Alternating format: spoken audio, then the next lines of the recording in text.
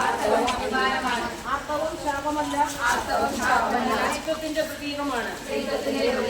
വരും തലമുറയ്ക്ക് ജന്മമേകുവാൻ വരദാനമാണ് ആർത്തവം. ആർത്തവ ശുചിത്വം പഠിക്കൂ, പഠിപ്പിക്കൂ.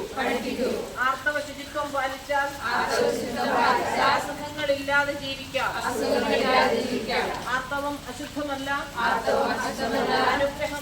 അനുഗ്രഹമാണ്. ആർത്തവ ശുചിത്വം അനിവാര്യമാണ്. ആർത്തവം അഭിമാനമാണ്. ആർത്തവം ശാപമല്ല, സ്ത്രീത്വത്തിന്റെ പ്രതീകമാണ്.